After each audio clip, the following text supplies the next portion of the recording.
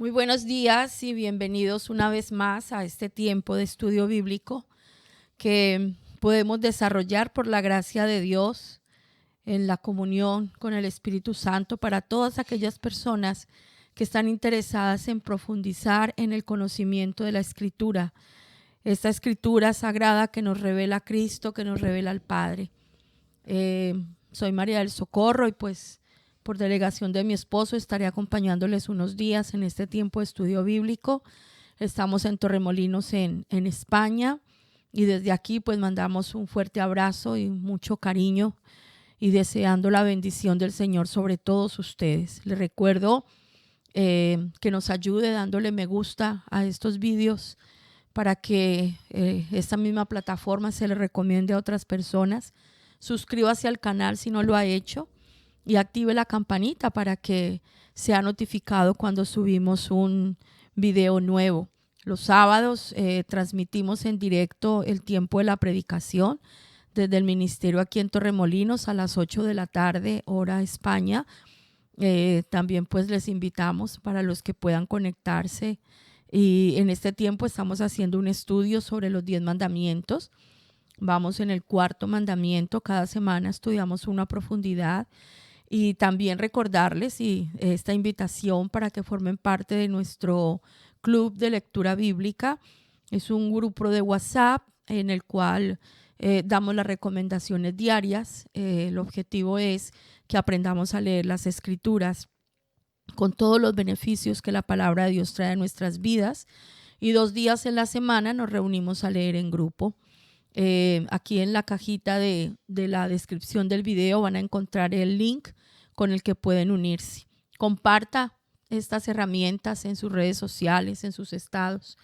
Es tiempo de llevar el evangelio hasta lo último de la tierra y les invito a que formen parte de este hermoso ministerio en muchas maneras que el Señor nos ha entregado para servirle. Estamos estudiando en este tiempo el evangelio de Mateo y continuamos en el capítulo 17. Vamos a meditar hoy en los versículos 22 y 23. En el último video vimos del 14 al 21 cuando el Señor libera a un muchacho lunático de una posesión demoníaca y pues ahí recibimos una cantidad de enseñanzas sobre la fe, sobre la incredulidad, sobre la autoridad reconocida del Señor, en fin, que la palabra de Dios se abre delante de nosotros y es maravillosa. Hoy vamos a meditar versículos 22 y 23 del capítulo 17 de Mateo y dice la palabra del Señor: estando ellos en Galilea, Jesús les dijo: el Hijo del Hombre será entregado en manos de hombres y le matarán, mas al tercer día resucitará. Y ellos se entristecieron en gran manera. El Señor en diferentes ocasiones le había dicho a sus discípulos que Él era el Mesías, que Él era el Cristo, que Él era el enviado de Dios. Los judíos estaban esperando la llegada de ese Mesías y la concepción que tenían la mayoría de ellos en su mente y en su corazón es que ese Mesías vendría como un rey a liberarlos del yugo del Imperio Romano y que levantaría una gran revuelta y tendría mucho poder y echaría ese mal gobierno abajo y el pueblo sería liberado de ese yugo. Era lo que ellos estaban esperando, era lo que ellos estaban pensando. Pero sabemos que el Señor Jesús no se manifestó en su primera venida de esa manera. Era necesario, como lo dicen los profetas, que Él viniera como el siervo sufriente, porque antes de venir como rey tenía que operarse la redención de la raza humana, ese plan de salvación que el Señor estableció para nosotros desde Génesis capítulo 3, cuando el hombre que estaba en ese estado de santidad en el Edén cayó en pecado, se apartó de Dios a causa del pecado, quedó apartado y pues desde ahí vino Dios ejecutando este plan para redimirnos y el plan pues culminará la muerte y la resurrección del Señor. Los discípulos no habían entendido la profundidad de todo esto. Y esta misma escena nos la narra el Evangelio de Marcos y el Evangelio de Lucas. Y encontramos en estos otros dos evangelios algunas palabras que nos dan luz para entender un poquito más por qué los discípulos se pusieron tristes y no entendían lo que el Señor les decía. En Marcos capítulo 9, en el versículo 30, dice: habiendo salido de allí, caminaron por Galilea y no quería que nadie lo supiese, porque enseñaba a sus discípulos y les decía: el Hijo del Hombre será entregado en manos de hombres y le matarán, pero después de muerto resucitará al tercer día.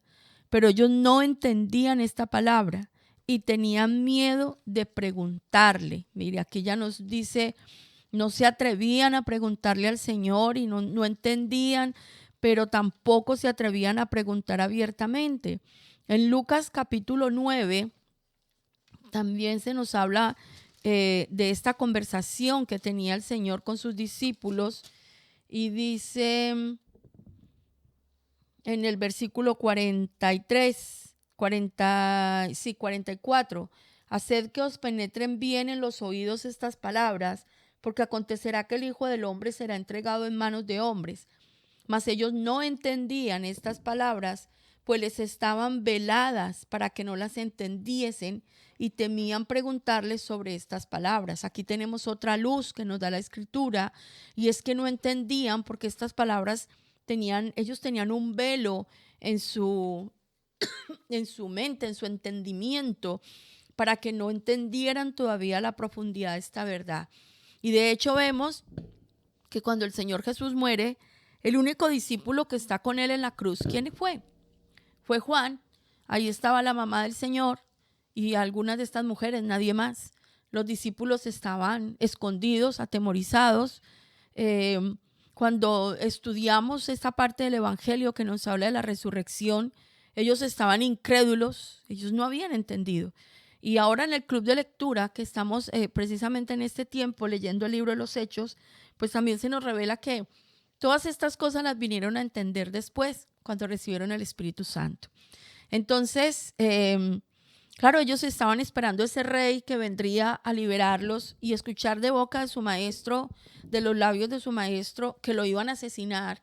Pues eso les daba a ellos tristeza en su corazón, esa inseguridad de no saber qué va a pasar.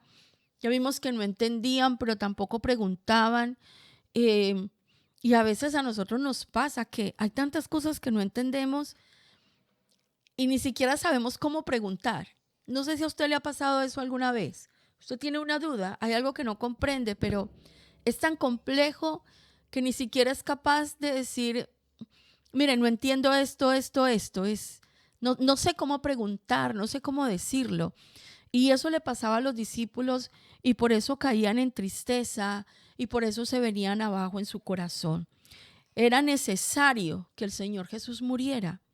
Y pues me he detenido a estudiar un poco sobre por qué era necesario que el Señor Jesús muriera y por qué era necesaria la resurrección. Porque estas dos cosas tan importantes tenían que suceder y quiero compartir esto con ustedes hoy. Y vamos a hablar primero de la muerte. Era necesario que el Señor muriera. Me he encontrado en estos últimos tiempos en diferentes espacios con personas que profesan la religión católica y personas que, bueno, ya de una edad avanzada, incluso algunos que han hecho estudios de teología en esa iglesia y han servido de alguna manera con la catequesis y toda esta historia. Y me he quedado sorprendida porque ellos no entienden por qué el Señor tenía que morir y se niegan incluso a aceptar la muerte del Señor. O sea, me he quedado así como wow, de escucharles hablar, ¿no? Y es que se vuelve un poco complejo cuando nosotros no conocemos la profundidad de la Escritura. Y quiero que me acompañe al libro de Hebreos en el capítulo 2 y vamos a ver unos pasajes donde el Señor nos confirma que era necesario que el Señor Jesús muriera. Hebreos capítulo 2, del versículo 10 al 18, dice la palabra de Dios: porque convenía a aquel por cuya causa son todas las cosas y por quien todas las cosas subsisten, que habiendo de llevar muchos hijos a la gloria, perfeccionase por aflicciones al autor de la salvación de ellos. Porque el que santifica y los que son santificados de uno son todos. por lo cual no se avergüenza de llamarlos hermanos, diciendo: anunciaré a mis hermanos tu nombre, en medio de la congregación te alabaré. Y otra vez yo confiaré en él, y de nuevo, he aquí yo y los hijos que Dios me dio. Así que por cuanto los hijos participaron de carne y sangre, él también participó de lo mismo, para destruir por medio de la muerte al que tenía el imperio de la muerte, esto es, al diablo, y librar a todos los que por el temor de la muerte estaban durante toda la vida sujetos a servidumbre. Porque ciertamente no socorrió a los ángeles, sino que socorrió a la descendencia de Abraham, por lo cual debía ser en todo semejante a sus hermanos, para venir a ser misericordioso y fiel sumo sacerdote en lo que a Dios se refiere, para expiar los pecados del pueblo. Pues en cuanto él mismo padeció siendo tentado, es poderoso para socorrer a los que son tentados. Entonces aquí lo que nos dice la Biblia es que era necesario que el Señor Jesús muriera para destruir por medio de la muerte al que tenía el imperio de la muerte, que es el diablo. La muerte del Señor Jesucristo era necesaria porque también nos dice este hermoso libro de Hebreos, en el capítulo 9, versículo 22, que sin derramamiento de sangre no hay remisión de pecados, no hay perdón de pecados. Era necesario que la sangre del justo fuera derramada para que nosotros pudiésemos tener perdón. Era lo que la justicia de ese Dios santo y eterno demandaba para que nosotros pudiéramos volvernos a acercar a Él. Y Hebreos 9:22 dice: y casi todo es purificado según la ley con sangre, y sin derramamiento de sangre no se hace remisión. Fue pues necesario que las figuras de las cosas celestiales fuesen purificadas, así, pero las cosas celestiales mismas con mejores sacrificios que estos, porque no entró Cristo en el santuario hecho de mano, figura del verdadero, sino en el cielo mismo, para presentarse ahora por nosotros ante Dios, y no para ofrecerse muchas veces, como entra el sumo sacerdote en el lugar santísimo cada año con sangre ajena. De otra manera le hubiera sido necesario padecer muchas veces desde el principio del mundo, pero ahora, en la consumación de los siglos, se presentó una vez para siempre por el sacrificio de sí mismo para quitar de en medio el pecado. Y de la manera que está establecido para los hombres que mueran una sola vez y después de esto el juicio, así también Cristo fue ofrecido una sola vez para llevar los pecados de muchos, y aparecerá por segunda vez sin relación con el pecado para salvar a los que le esperan. Entonces vemos otra razón por la cual era necesario que el Señor muriera, y era para la redención de nuestros pecados. Vimos la primera razón en Hebreos 2, era para destruir el poder de la muerte que tenía Satanás sobre la raza humana, pero también para liberarnos de la esclavitud del pecado.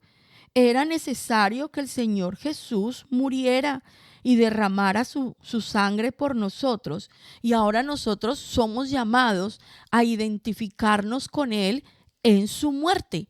Y quiero que me acompañe a Romanos capítulo 6 y mire lo que dice la palabra de Dios. ¿Qué pues diremos? ¿Perseveraremos en el pecado para que la gracia abunde?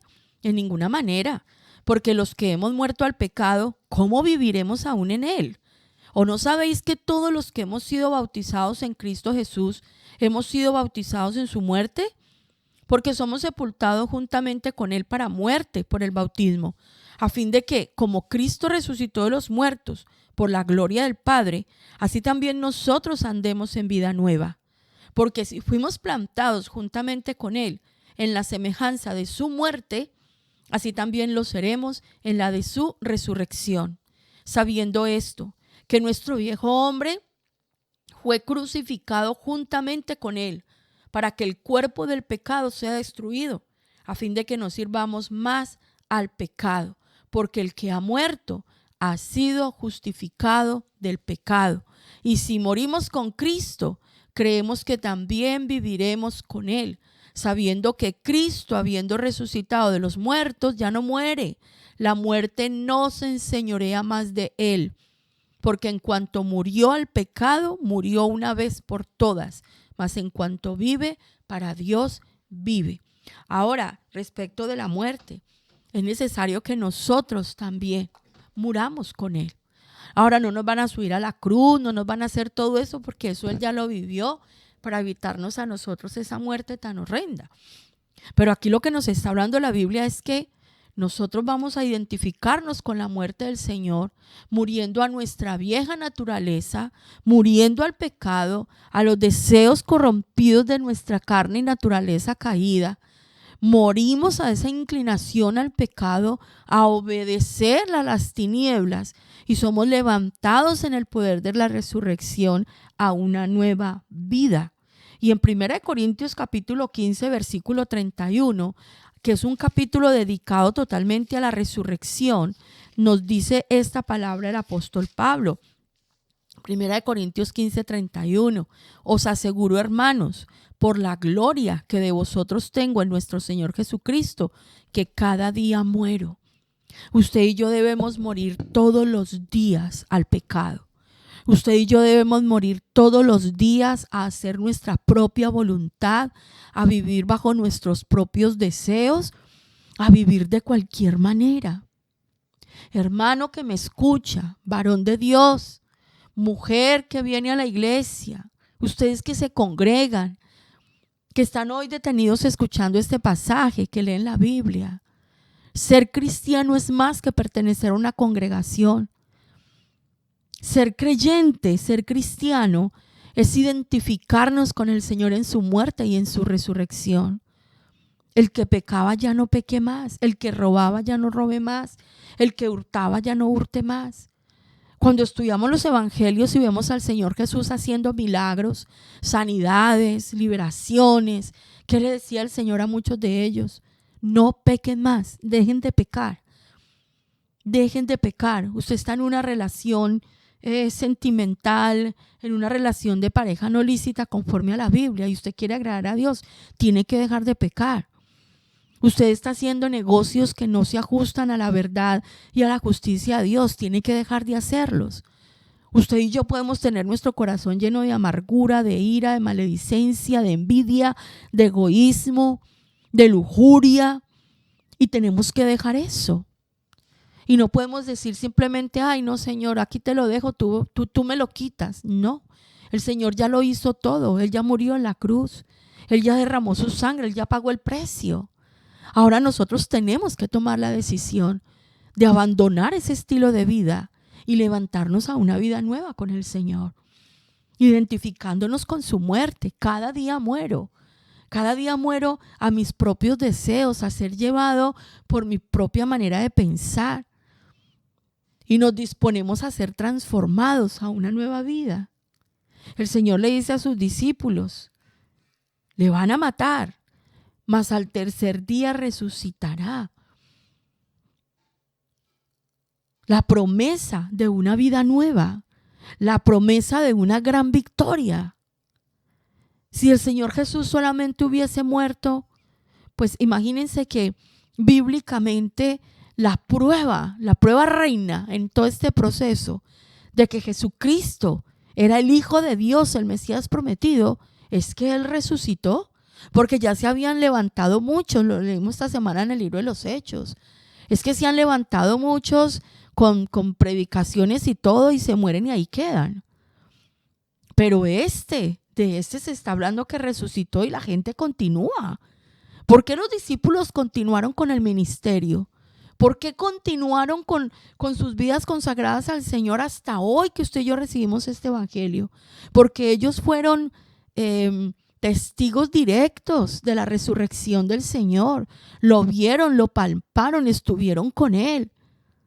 Y fue evidente la transformación de sus vidas cuando el Señor asciende a los cielos y 10 días después derrama el Espíritu Santo sobre esos varones y eso hubo una revolución tremenda.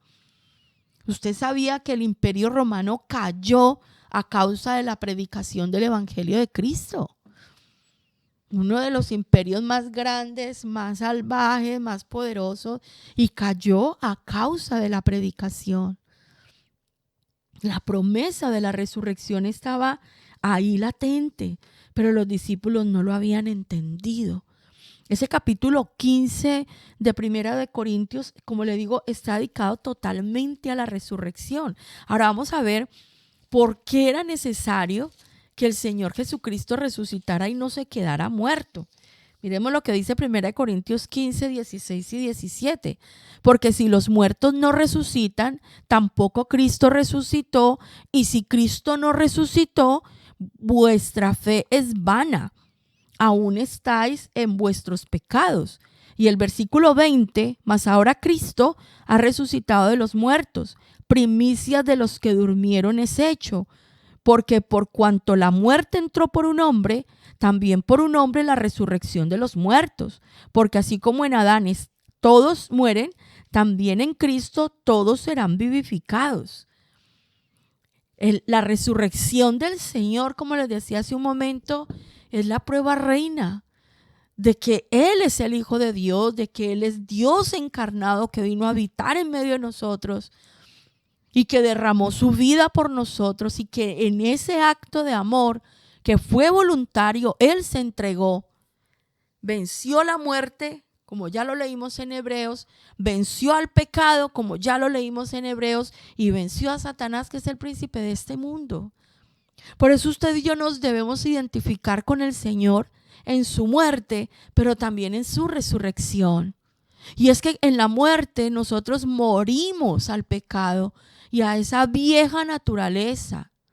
Y la resurrección nos levanta a una vida nueva, a una vida transformada, a una vida cambiada, a una vida que se ajusta a los parámetros y a los principios de Dios.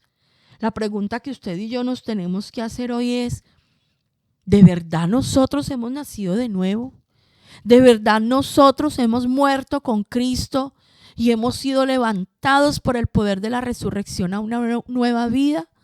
¿O nosotros, a pesar de leer la Biblia, venir a la iglesia y cantar las alabanzas, seguimos viviendo en nuestros pecados y seguimos haciendo las cosas que sabemos que son pecado, pero persistimos en ellas?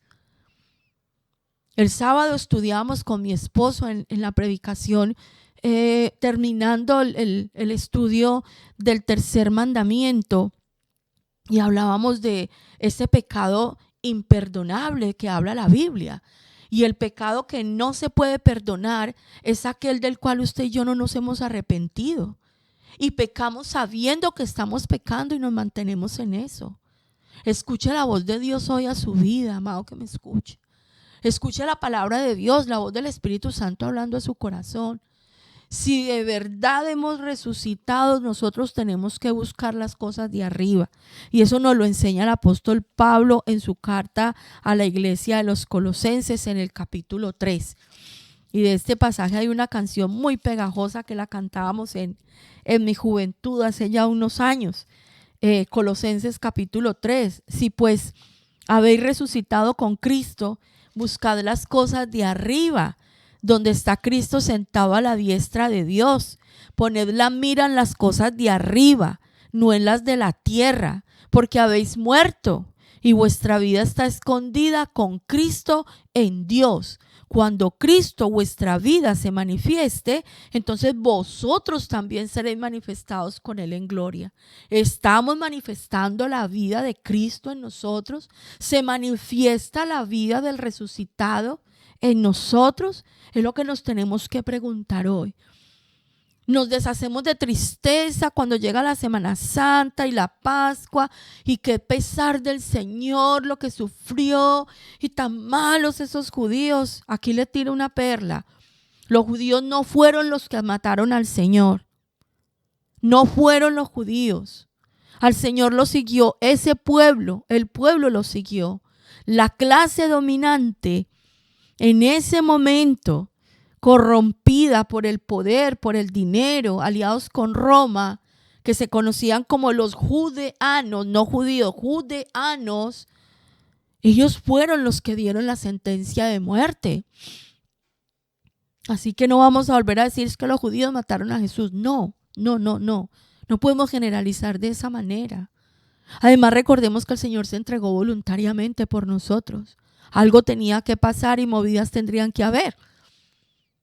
Vuelvo y le digo, el libro de los Hechos que hemos leído nos ha hecho entender todo esto. Era necesario que el Señor muriera. Si el Señor no muere, usted y yo no estaríamos hoy aquí. Y si el Señor no resucita, pues imagínese, estaríamos nosotros perdidos. Porque en el poder de la resurrección, el Señor nos abrazó con su victoria. Esa victoria es para usted y para mí hoy, amado que me escuche. Tenemos victoria en el nombre de Jesús sobre el pecado, sobre la muerte, sobre las tinieblas, sobre Satanás. Pero para tener esa autoridad, ese poder y esa victoria, primero usted y yo tenemos que morir. Porque viviendo en pecado, ¿qué victoria vamos a tener? Si no se transforman nuestras vidas, ¿de qué victoria estamos hablando? Vamos a meditar en esta palabra el día de hoy y vamos a pedir al Espíritu Santo que nos ayude a bajar esto a nuestro corazón, que podamos a lo mejor en un momento volver a leer estos pasajes bíblicos y pedirle al Señor de verdad que perdone nuestros pecados. Entendemos, Señor, era necesario que tú murieras para que la muerte fuese vencida, porque estábamos todos condenados a muerte por el pecado. La Biblia lo dice, porque la paga del pecado es la muerte. Y todos los que pecaron, todos pecaron y están destituidos de la gloria de Dios. La muerte es estar lejos de ti, Señor. Es estar lejos de tu gracia, es estar bajo tu ira. Y terrible cosa es caer en manos de Dios vivo, dice la Escritura. Y de algo no quieres tú librar, Señor, y es de tu juicio. Por eso en este día, Señor, nosotros reconocemos que tú moriste en la cruz para darnos vida, para vencer la muerte, para librarnos del poder del pecado, Señor. Era necesario que tú murieras y que en ti murieran todas las obras de las tinieblas. Era necesario, Señor, y para nosotros es necesario morir todos los días. Y hoy venimos a tu cruz, Señor.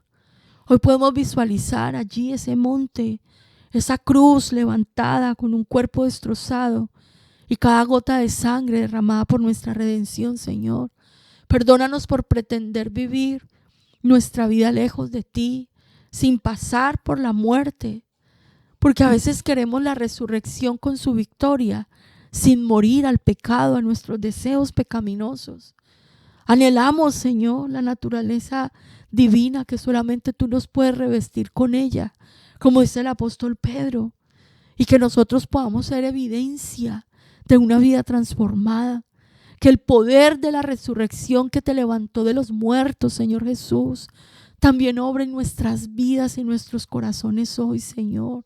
Te pedimos poder de resurrección obrando en nosotros, quitándonos, Señor, la maldición del pecado, la maldición de las tinieblas, la desobediencia, la rebeldía, la dureza de corazón, la incredulidad, Señor.